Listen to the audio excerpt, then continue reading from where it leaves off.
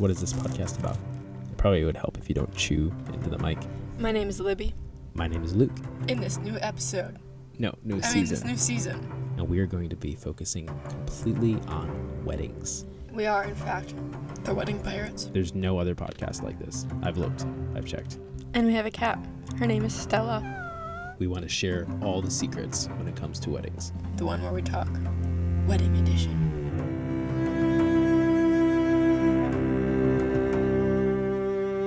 Hello, and welcome back to another episode of the one where we talk. We are the Wedding Pirates, and we're going to unwrap that a little bit this week. We are... Sorry, laughing at our cat. We always laugh at our cats. But this is a very casual podcast where we sit and we talk about weddings. We talk about very individual subjects, trying to cater them to just be helpful and educational. You honestly cannot be a bride that's prepared, and you can't be a vendor that's prepared without proper education. Everybody needs education. We still need education, and we've been around this industry I've been around this industry for more than 10 years. This has been my wife's passion since she was in high school. It's been something that we've been around for a while, and we want to educate and provide that for free because education should be free. Maybe that's a deep topic. I'm not sure. What do you think? I think that you can educate yourself for free, but you can also pay for education. I feel like when you pay for education, you're paying for someone to tell you what to do. Yeah, that's what you're paying for. You're paying for the professor, not necessarily the material, because the material is free. It's all out there in the world. Yeah, but a professor will tell you how to properly study it, and he will test you and keep you. And basically, you're paying for accountability. That's what education is. So this is free education. We're not going to tell you what to do, but we will advise you what to do. And today we're actually going to speak to if you are thinking about becoming a photographer for weddings, becoming a videographer for weddings, and maybe you are currently in high school, maybe you're in college, maybe you need some extra cash, maybe you're in the modeling industry and you're thinking about, I should do weddings. It's not just something you decide to do. It's a visual industry that's completely different from a scene that you're going to set up like cinematically or filmmaking wise, and it's not a studio. I was just talking with another wedding videographer. I was telling him how I would love to bring in lights and backgrounds and, light bars and not use natural light, because you can get a better image when you can set up the light not using natural light. But in weddings, you have to use natural light. You're not going to get... Or not even natural light, but the light that you have like at the venue when it starts getting dark. Yeah. All you have really are your flash and the lights from the DJ's light stand. Yeah. I mean, I can use lume cubes, and some videographers set up like key lights. I've seen that before where videographers during a reception, they put massive lights on tripods, but now you're running the risk of, there's a lot of drunk people. This isn't a stage. These are all people that are getting plastered, dancing, and you're going to put $3,000 worth of lights in the air that somebody can just fall on and it'll fall over. And we have seen DJ computers get fried because someone spills a beer. We've seen lights been we've seen toppled over. Lights toppled over. We've seen a lot of DJ equipment go to shit because it's a party. You can't tell people not to party, and so we want to. But before you even get to that moment of figuring out how to maybe prepare for those kind of crowds, you need to be asking yourself, what do you currently have gear-wise? A gear isn't going to be a huge factor because you can charge a very low amount based on the gear that you have. That's how you should be charging. So how much is your camera worth? And maybe if you haven't done your first wedding yet, charge how much your camera's worth. That's a good place to start. So if you have a $500 camera, with a kit lens, charge $500 for your first wedding. I don't know. Would you agree with that? Yeah, I mean, our first wedding was $300 that we did. But I don't remember how much our gear was. We had an XT10 at the time. We had the XT10 with a kit lens, and we had bought another body, a used body with, I believe, like a 35 millimeter. Okay. But we only had 3 batteries. But I think at that point we were deciding that we really wanted to do this, so we were willing to just put money into this wedding, Right. rather than get money out. Yeah, I remember when. So, yeah. I mean, let's talk about our computer for a second. What did we start with? I mean, I had a Chromebook. Yeah, And I would upload pictures up to the Chromebook to start editing them on Lightroom, and it would literally take me 5 minutes for each photo to load for me to edit it. And you really couldn't do much. Annoying. We started with the free version of Lightroom. Yeah. Because we couldn't afford the next version because we were using our own dollar, and we were very determined to not use our credit cards to start this company. Yeah. The only thing that we took out on credit was the upgrade for the computer because we had booked. I had gotten fired from my bank job, and you were still a nanny, and we were still trying to get our photography business off the ground. And so I put a lot of time into that. And then I remember like you saying, like, we have weddings coming up that we're not prepared for. And we need a nice computer. We need a decent computer. Not like a nice computer, but we need something decent that can handle the load we have coming. And I remember we opened up a Best Buy credit card with 0% interest for the next 12 months. And we bought that at Caleb and Rob's house. Yeah. We've done both of their weddings since then too. Yeah, we have. Yep, Caleb and Rob were bachelors living in a big house together, and we'd frequently go over to their house to watch movies and have snacks. And we were sitting on their couch, and we were having this conversation while a movie was playing. Or they were playing Fortnite or something, maybe. And they're playing something. I don't know. Whatever bachelors do, they play games. Yeah, and so we sat there. I was like, babe, we really need a computer. Yeah. So you sat down and you said, okay, fine. So $1,700 later. Well, I remember sitting there and I was looking at you. I'm like, can we do this? Is this okay? And you're like, yes, we have a year to pay it off. Yeah. You know, you put like we can make an extra. We can shell out $200 a month. It's not a big deal. We can make that. That's very possible. We can make it happen.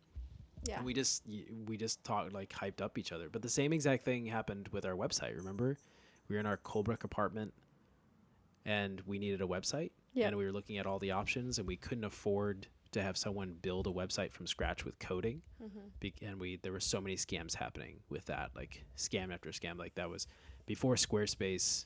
Anybody that wanted to open up a website was 50% chance that they're going to get scammed, and then that person's going to the website designer, quote unquote, is going to walk away with the money, and you're going to get no website. Yeah. So we opted for Squarespace because we're like, well, this is a sure thing, and it's a, you know, maybe long-term wise, you can complain that you don't own the website, but, you know, we were like $200 a year, you know, for somebody that was starting and we didn't have any startup capital. We're like, we could put out the $200. Like I was driving for Lyft and Uber while I was applying for like finding another job. I remember doing that. Right. And then realizing like, oh, I can easily make like $200 in 3 days in both of those apps. So it's just, you know, this is starting a company. You don't just decide to do something because you're like, oh yeah, this seems fun, I'm going to do this. Like, no, you need to ask yourself, what are you willing to sacrifice and what are you willing to put into this? This isn't just a nonchalant decision that you're going to do. You're about to own a business. You're about to take on, this isn't like a modeling gig where the model is paying you to build their portfolio, and sometimes they're paying you. Sometimes the photographer is paying the model. Sometimes the model is paying the photographer. That's a really confusing relationship. It's not like that. Because a model can go get another photo shoot if they don't like what they have. On a wedding day, these people are most likely not models. They're not professionals. And this day is happening once. Yeah. There's a rehearsal that happens the night before, and you can go to that and maybe like see how the ceremony is going to play out, but you don't know how the day is going to play out. You don't know what kind of emotions are going to happen that morning. You don't know if the bride and groom are going to get in a fight and the night before, and you're going to have to come into that drama that morning of the wedding.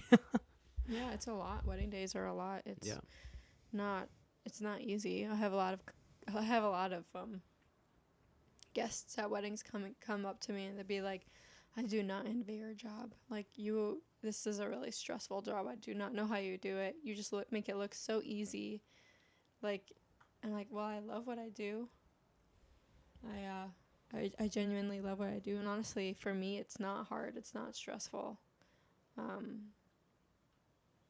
Some of it may be a little stressful, but it's usually when stuff is directed towards us that gets stressful. But once you realize that the drama that's happening around you, the stress that's happening around you, once you have the emotional maturity to realize that this is not being directed towards me, the dad, the mom, the uncle, the aunt, the bride, the groom, the bridal party, they're not annoyed with me if they get annoyed in that day. They're annoyed with whatever is going on and sibling, cousin, whatever this family is going through right now.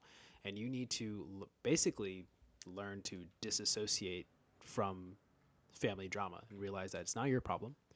They've hired you to come here and focus on capturing the memory. Yep.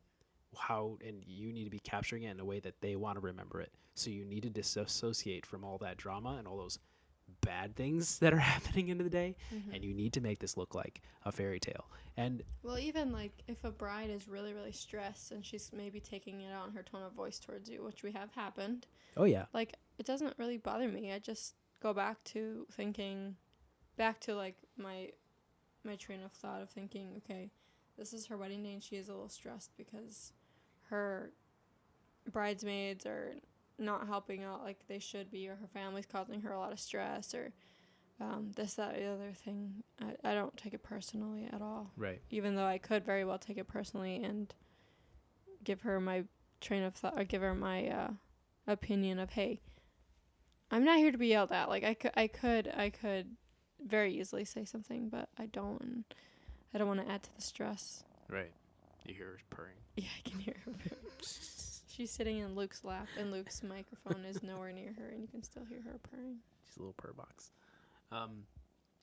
Yeah, and we're going right back to bridezillas aren't wrong. That's our biggest, probably most controversial topic. That's our most popular episode. Yeah. I mean, yeah, bridezillas aren't wrong. No, because a bridezilla happens because a vendor fucked up. I mean, there is, like, they're wrong in the way that they're treating people. Oh, sure. Yeah. But they're not wrong for being upset that something is not going the way that they want it to go.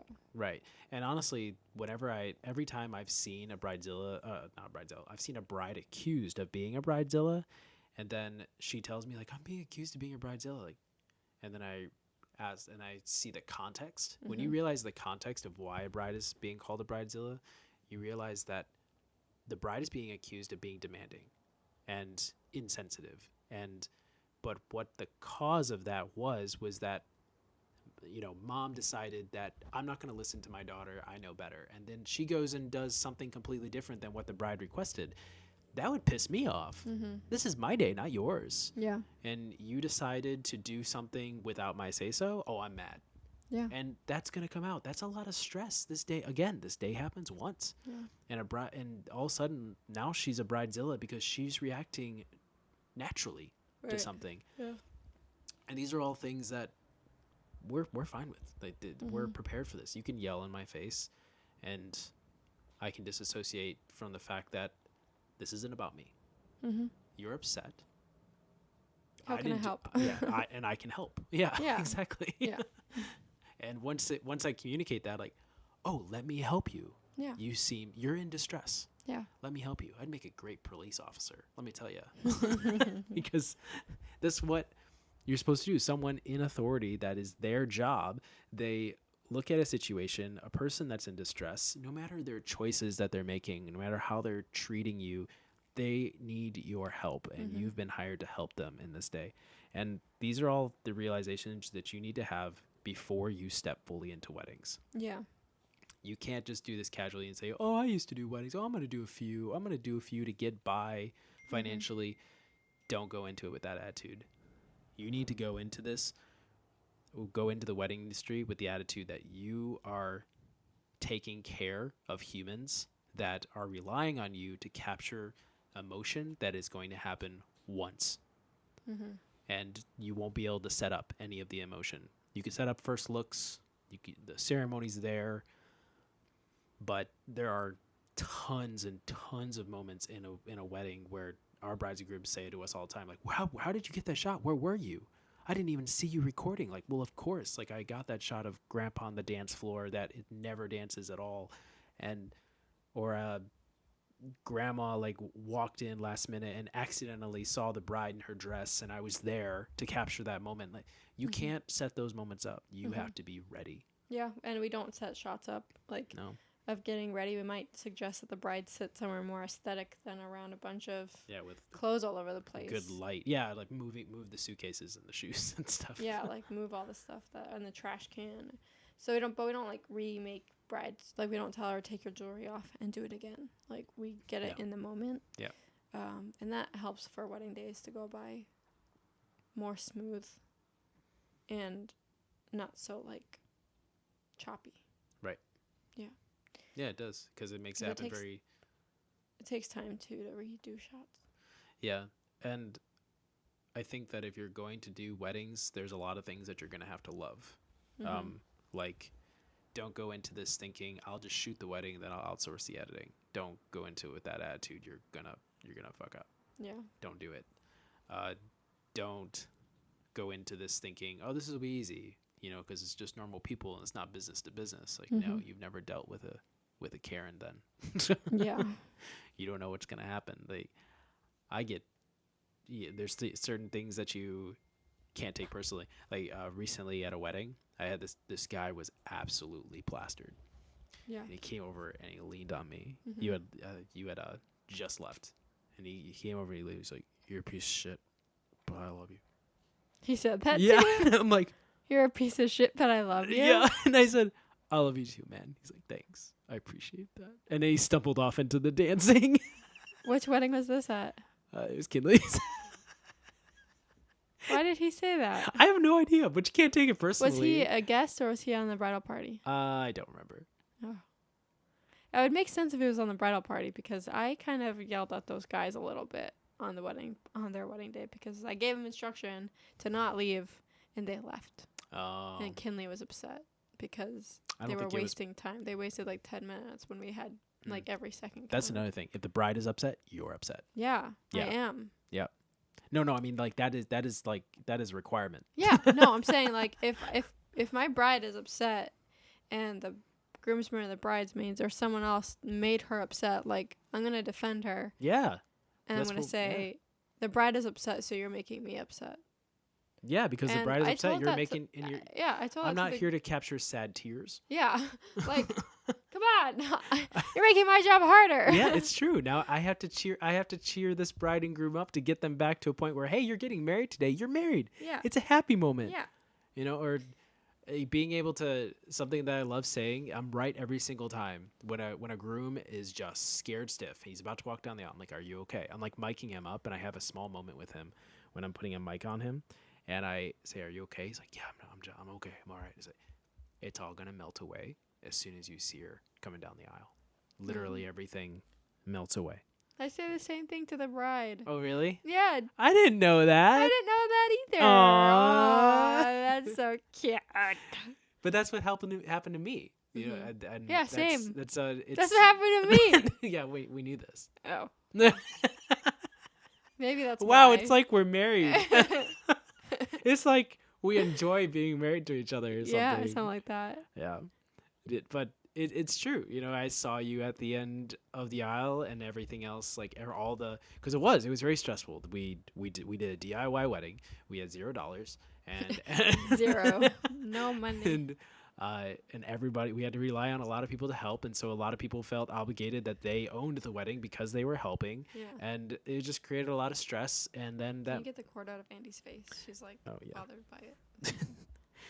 And then the moment that you start walking down the aisle, I forgot about everybody. Forgot about the decorations. Yeah. Forgot about the fact that I bought one of my groomsmen's entire outfit because he forgot his entire outfit. Yeah. I forgot about the stress of getting the trees up there. Or that your best man didn't even wear the right colored shirt. Yeah, okay, in my defense, his shirt, he sent me a picture of his shirt, and it looked like it was black, but it was one of those navy blues that when you take a picture of it, It looks like it's black. Well, it wasn't supposed to be black anyways. It's supposed to be either red or green.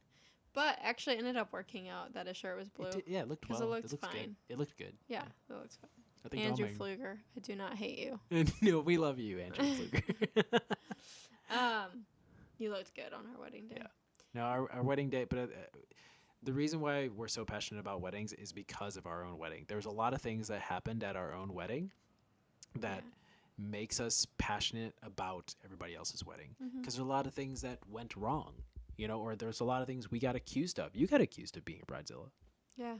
but in the moment, like you were being. No, I just didn't want to have my bridesmaids carry lanterns down the aisle. I wanted them to have actual, like.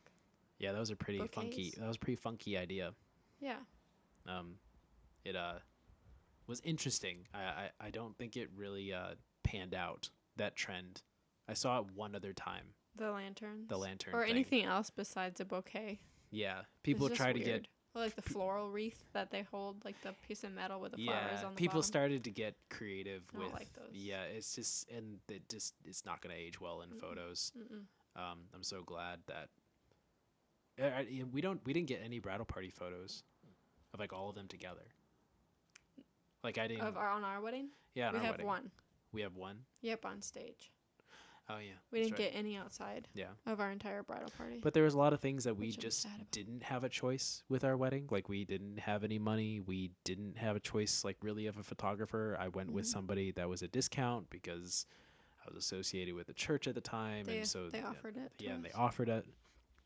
So they gave us a good deal, and same thing with It was the, very kind of him to do that. with the camp that we got married at. It worked. It fit our aesthetic at the time. It was fun. I paid $80 of my own money to rent the firehouse, and I didn't get any of it back because nobody cleaned up, and that was a disaster. But yeah, no, there was just a lot of things that I wouldn't change anything about our wedding day except My hair. yep, your hair. But you wouldn't change my hair. No, I wouldn't change your hair. You're beautiful. Or would you? Would I? Yeah. No. Oh, okay. I just wanted to make sure that was clear because the only thing that I say I would have changed on my wedding day is my hair. We did a trial run, and then after the trial run, I decided I wanted to go with a different look. So I sent her a picture of it. No, you And then changed she was it like, last minute. okay, that's So that's fine. We your can fault. do that. No, it wasn't. And then she started doing my hair. And then she's like, okay, now go look at it. And so I did. I went and looked at it. And I was kind of iffy about it. But at that point, it was already up. It was very beautiful. I just wasn't a fan of some of it. But then I was like, yeah, I love it. It's fine. It's great. Now looking back at it, I wish I would have gone with my my first choice. Your gut. Yeah. You would have gone with your gut. Yeah. There's a lot of things, but that's our own wedding is why we're passionate about weddings. Yeah. Someone forgot to hit the record button for our ceremony. So we don't have a recording in our ceremony, which is really sad because it was very emotional and fun and funny and passionate. It was super funny. And it was just a great ceremony. Yeah, and it we don't was. have a recording of it. No. So when Maybe someone out there does. Maybe, I don't know. My But- Aunt Nancy. She might have one on her iPad. But when I talk to a bride and a groom, like when they're in the shopping season of looking for visuals, I try and communicate to them that I'm passionate about weddings because I loved my own wedding. But there was a lot of things that went wrong in my wedding, and I saw that I can create a solution. That's why businesses are born. You don't decide to go into a business because you decide you're going to try it out. You decide to go into a business because there's a solution that you have for people. And we have a solution for people in weddings. That's why businesses happen. That's why products are born. Yeah. There's a problem. How do we fix it? I know. We combine ketchup and mayonnaise. And call it Ketchup? There's a thing. It's at Walmart. It's Catio. But the point is that that's how products are born. That's how businesses are born. You have a solution and to a problem, and now you have a business that you can sell. So that is how we do what we do. There's so much more that we can go into with this origin story, I feel like, but The origin story. but there is a lot of episodes, and we go over this constantly just when it comes to weddings. And I guess my advice to anyone thinking about doing weddings, whether it's any kind of vendor, really, just don't go into this lightly. Mhm. Yeah, no, don't take it, because you're literally capturing someone's most important day of their life. Yeah. Like, two people coming together, you're capturing that moment, and they're putting a lot of time and energy and money into this day to make it what they are dreaming up. And if you don't capture it right, like, that is a really, I don't know, it's just a lot on your shoulders. Don't take it lightly. You're you're being hired to not just take, like, family photos is one thing. You can redo a family photo shoot. It's not a big deal. Yeah. You can't redo a wedding day. No, like all the center tables, the wedding dress, sometimes the groom's tux is rented. You can't do all like grandparents at a wedding. Sometimes we do a wedding. You can redo like a photo shoot. Like, you can get them into like fancy dresses. Maybe you can get her back into her wedding dress. That's the styled shoot, but it's not the same. Exactly. It's not, the emotion's not there. We have an episode about that styled shoot versus real wedding. Go back and listen to that. We hit a lot of the same points, but we want to really drive this into people's heads that we do weddings because we loved our own so much, but we also saw a lot of things that went wrong with ours, and we have a solution. So it's called being able to connect with people and be personable and be honest. And we also do conversations. We have a lot of conversations with our brides and grooms before the wedding day. Yeah. So talk about like what it is that's really important for them, what they really want captured, advice, and like so on and so forth. But yeah, it's a lot of communication. Over communicate, and if it seems tedious, that means you need to be doing it more. Anyway, we are out of time. Okay. Thank you for listening. Remember to follow at Broadside Visuals. Please rate this podcast. We also have our YouTube channel where we post all of our work video-wise, and you can go to broadsidevisuals.com if you are interested in who we are and perhaps service your wedding. And remember, this is the one